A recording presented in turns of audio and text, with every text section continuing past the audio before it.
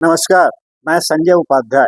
Offbeat one में आपका स्वागत है। अभी मैं चर्चा करूंगा इंडिया महागठबंधन की। इंडी महागठबंधन में अभी हैरानी बढ़ गई। कई बड़े नेताओं की सांसें फूलने लगी। कारण यह है कि बिहार के प्रभारी कृष्णा अल्लावरू ने सांसद पप्पू यादव से बंद कमरे में गुप्त वार्ता, लंबे समय तक गुप्त वार्ता का निष्कर्ष किसी को पता नहीं चला।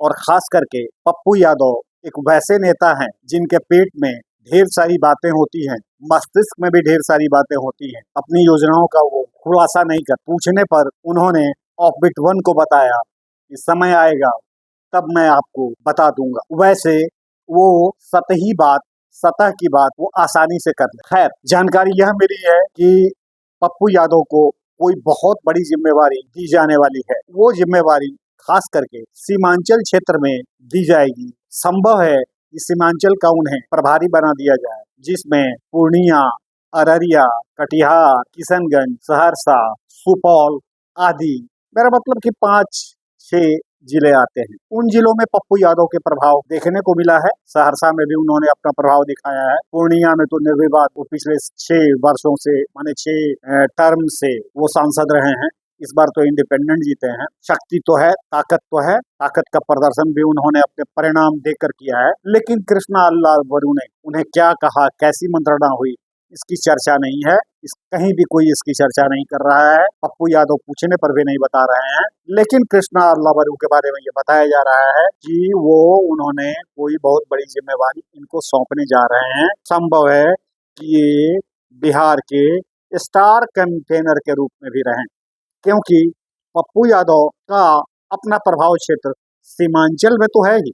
इसके अतिरिक्त खगड़िया, भागलपुर, नौगछिया और बांका तक भी, इसमें कोई दो राय नहीं। और बहुत प्रभाव नहीं है, मेरा मतलब भागलपुर, बांका, खगड़िया आदि में बहुत, लेकिन सीमांचल में इनका अपना प्रभाव इसलिए भी है क्योंकि तस्लीमुद्दीन वहां नहीं रहे। जब तक तस्लीमुद्दीन वहां थे तब तक इनके कदम पूर्णिया से आगे नहीं बढ़ पाते थे।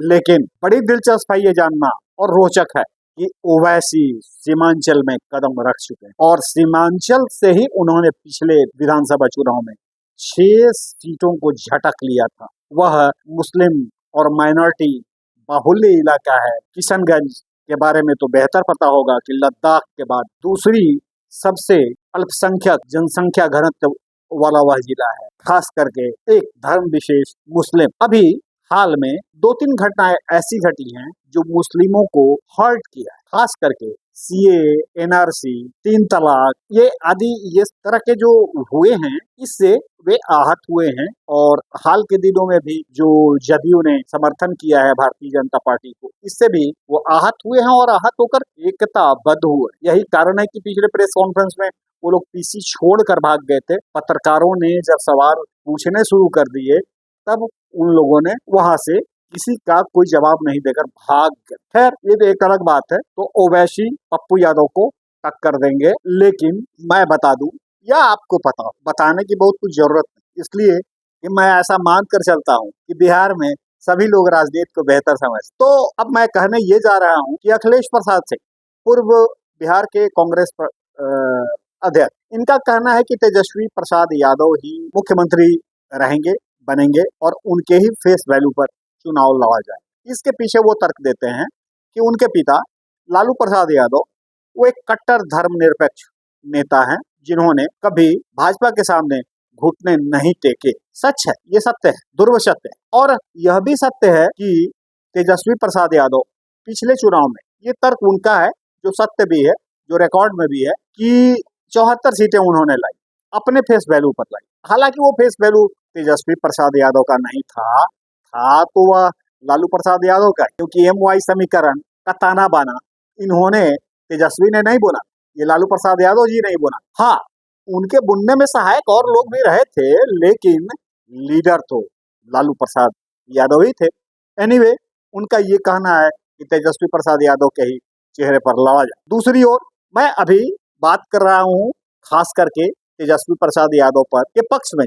अब जैसे कि VIP के मुकेश जो निषाद है, तो मुकेश सहनी भी हेलीकॉप्टर में मछली खाते हुए स्पष्ट उनका कहना है कि मुख्यमंत्री के फेस तो तेजस्वी ही हो। ऐसी भी बात चल रही है कि डिप्टी सीएम के रूप में हो सकता है कि मुकेश सहनी खुद को प्रोजेक्ट करें और उनके संबंध अच्छे और गहरे तेजस्वी प्रसाद यादव से हैं और इस बात से इनकार नहीं किया जा सकता है कि मुकेश सहनी को वो तरजीह नहीं देंगे। कारण कि उत्तर बिहार में निषादों की संख्या, मेरा मतलब मल्लाहों की संख्या, सहनियों की संख्या अच्छी है और राजनीतिक चेतना जागरूकता भी उनमें आ गई। खैर, अब मैं बात करूं, कृष्णा अल्लावरू ने भी अभी तक ये डिक्लेयर नहीं किया है कि फेस वैल्यू होगा कौन। मेरा मतलब महागठबंधन में मुख्यमंत्री का फेस वैल्यू होगा कौन। यही नहीं, राजेश राम जो कांग्रेस के अध्यक्ष है, जो अभी सर्वे सर्वा है, इनका भी यही कहना है कि कौन होगा महागठबंधन का सीएम फेस, ये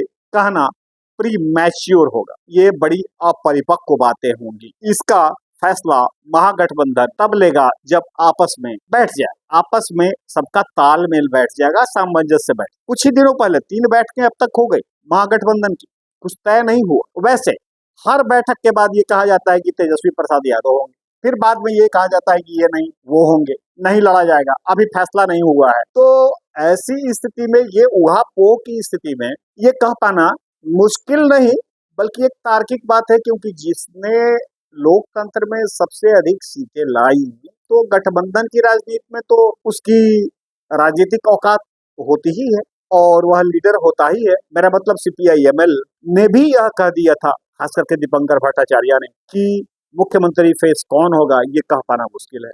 लेकिन अब सवाल उठता है कि 74 सीटें लाई किसने? क्या भाजपा ने? नहीं। क्या जदयू ने? नहीं। क्या मुकेश सहनी के वीआईपी ने? नहीं। खैर, उनको तो उतनी सीटें मिले भी नहीं। अब सवाल उठता है सीट शेयरिंग का।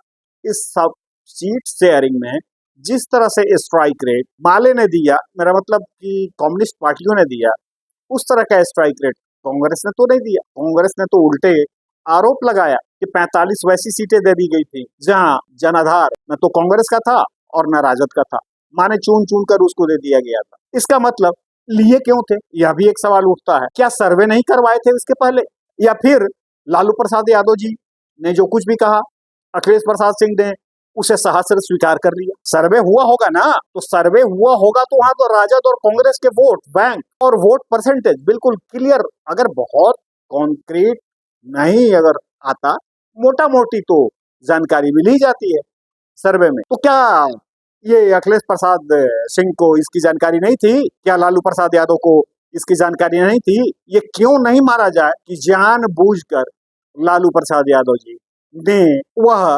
सीटें कांग्रेस को दी थी, क्योंकि कांग्रेस पीछे पीछे ही चल, कभी लीडर बिहार में ना बने। लीडर तो सेकुलर लीडर तो राजद ही रहे। एनीवे, सीटों का अभी तक ठीक से बंटवारा नहीं हुआ है, सीट शेयरिंग पर जीत जारी है।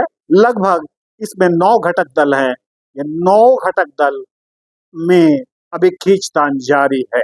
बावजूद इस बीच दिलचस्प है कि पप्पू यादव का रेड कारपेट वेलकम कांग्रेस में किया जाना, यह सब के लिए खटक, ये एक तरह से करंट मार दिया है सभी नेताओं को कि पप्पू यादव ने कृष्णा अल्लावरू से बंद कमरे में क्या गुफ्तगू किया, कैसी मंत्रणा की, कौन सी जिम्मेवारी कांग्रेस उनको देने जा रहा है। तो आज की खबर खास करके महागठबंधन की यहाँ यहीं तक, फिर मैं मिलूंगा, तब तक के लिए मैं इजाजत चाहता हूँ। मैं संजय उपाध्याय, अभी आप देख रहे हैं ऑफबीट 1। अगर खबर अच्छी लगे तो कृपया शेयर करें, बटन दबाएं और सब्सक्राइब। धन्यवाद।